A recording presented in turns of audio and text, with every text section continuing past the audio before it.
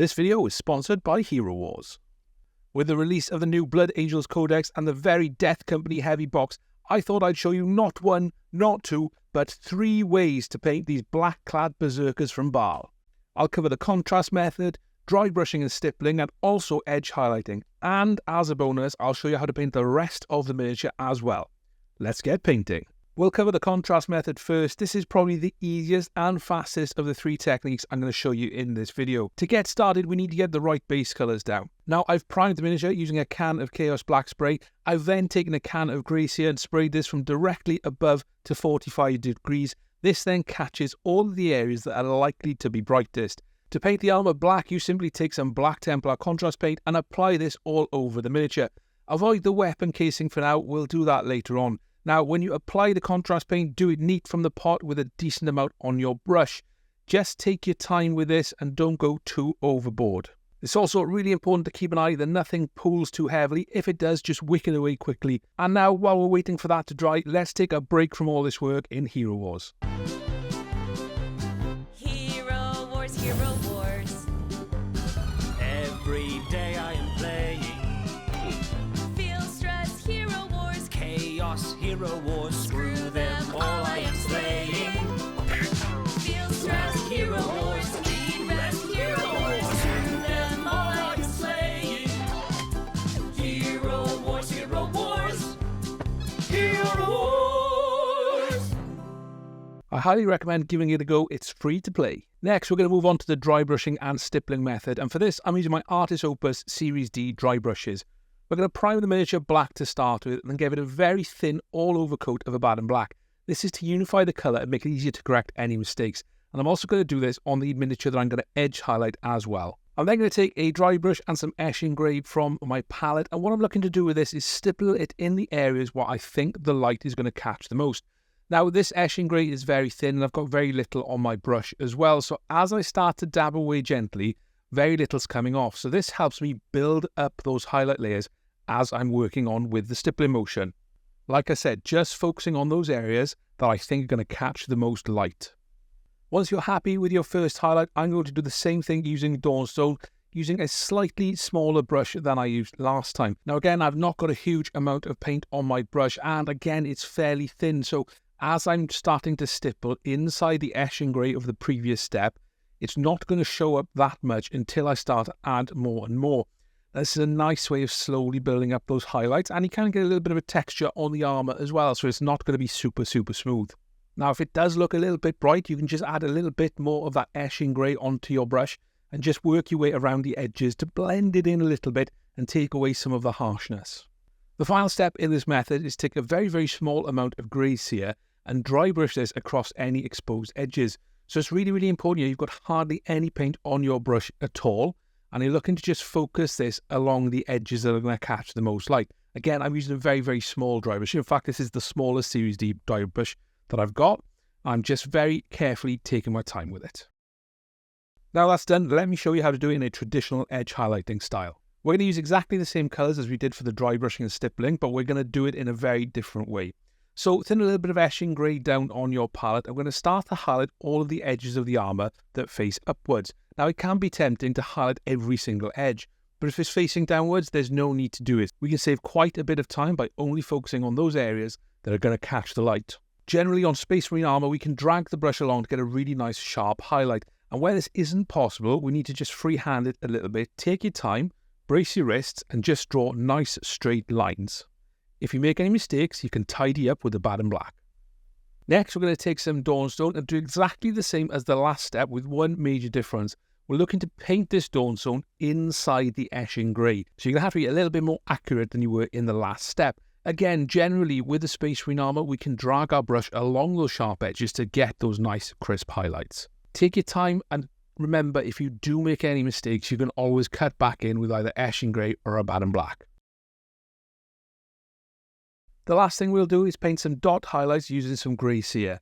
Now we're going to focus these only on the sharpest and most angular parts of the armour. The key here is to have a really sharp point on your brush, and you're just looking to add small dots. It's always easier to add more later on, so use it very sparingly to begin with. Again, any mistakes can be painted over. Now with that done, we've painted a lot of black power armour. Let me know down in the comments which style is your favourite. Before I show you how to paint the rest of the model, let's talk a little bit more about Hero Wars and some of the features. Now, I recently discovered it, and let me tell you, it's a really good way of taking a quick break when you need to. In Hero Wars, you can raid bosses with friends or guildmates, strategize on the go, and engage in PvP battles for the top leaderboard spot and loot. It really does bring back memories of that great MMO era. The game offers 6 awesome modes, from a single-player story campaign and titan battles to exciting expeditions and a roguelike tower, but I won't spoil all the secrets. You can assemble heroes into teams and find the best synergies, join over 100 million players and learn tips from veterans. The game is available on any device. Make sure you scan the QR code on the screen now or download the game from the link below in the video description. Now, I've filmed a little bit out of sequence for this bit. I want to show you the weapon casings on the contrast marine first, and to do that I'm using Baal Red contrast paint, just painting it over the chainsword and the bolt pistol. Now, you'll notice that it's already got a silver base on there as well. Like I said, I'm a little bit out of sequence, but I'll go back and show you how to do all the silver very shortly. I'm going to focus on the edge highlighted marine, but generally I'm going to use the same techniques across all of them. First up, we'll base all of the pouches, and we're going to do this using Dryad Bark, which is a nice dark brown colour. This will cover in one coat, so you shouldn't have any issues. Now, we are going to paint several elements before we actually go in and wash. And the next colour we're going to do is all of the silver. We're going to base this using dark aluminium from Vallejo metal colour. If you haven't got this, you've got something like Cerakote Silver or Lead Belcher, that's absolutely fine to use for this step as well. Just take your time around those bits we've already finished. The last elements we're going to do before we shade all of it is going to be the weapon casings, and the colour I'm going to use for that is Mephiston Red, which again is a nice bright red. We're also going to paint the Death Company crosses on the shoulder pads, but firstly let's just get the casings done and then I'll show you how to do that. So in order to plot this in, just take some reference from the online pictures of the Death Company shoulder pads. What we're going to look to do is paint the outside lines from the 2 bottom corners of the shoulder pads and just pull them in straight lines back. Now, bear in mind you're going over a curved surface, so you will need to adjust for that. The beauty of this step is if you do make a little bit of a mistake, it's okay. You can always just fix it with some Abaddon Black or Eshin Grey, depending on what colour you paint over. So paint that first thin line, and that's going to be the bottom line.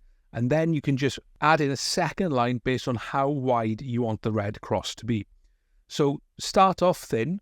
If you're not 100% sure, then it's easier to add some thickness later on. So you can always just paint them nice and thin to start with and then make them wider, rather than make them wide and have to go in and correct. So it's probably easier to do it that way. Take your time doing this. It's a fun thing to try and get right. It's a nice little challenge as part of this painting. And by the time you've done your 20th Death Company marine, let me tell you, you'll have it spot on.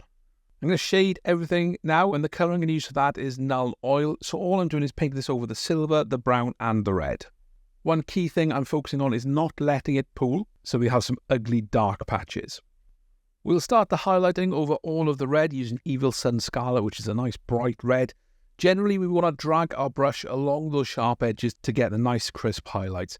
Where we can't do this, we just need to take a little bit of time, make sure we've got a good point on our brush. And when it comes to those Death Company crosses, we just want to highlight along those areas that are going to capture the most light. So if you've got someone's arm and the top of the red cross is facing upwards, then just paint that bit. You can also edge highlight it a little bit to add some depth. We'll then highlight all of the leather pouches using Gothor Brown. Now make sure you haven't got too much on your brush for this. Thin it down with a little bit of water. What I'm looking to do here is drag my brush along the sharp edges, but not necessarily in one straight line. What I'm looking to do is just tap the brush along the edges, and this will give me a little bit of imperfection, and it gives the impression of worn leather across all of these joints and sharp angles. For the silver, we'll take some chrome from Vallejo Model Air, and again, we're looking to focus this along the edges that are going to capture the most light. This is a nice colour that you can just drag along any sharp sections on the bolt pistol and over the teeth of the chainsword as well. When it comes to things like the Aquila on the chest, just take your time and try to catch the sharp edges. If you do put it on a little bit thickly, you can always just add a little bit more Null Oil just to add some shadow back in the recesses. The last thing we've got to do is the eyes. Now I'm going to get some nice glowing red eyes in a very, very short space of time. So the first thing I'm going to do is paint the eye lenses with white paint. Now I'm using AK White. You can use whatever colour white paint that you prefer. Once you've got that into the eye lenses, again being careful not to spill it anywhere else, we're going to take some Baal Red contrast paint and paint it over the white. Now this is going to give you a nice bright red eye. The important step is to clean your brush off and just pop it in the middle and it'll suck up some of that red paint, and that'll give you a nice, simple, glowing red eye effect.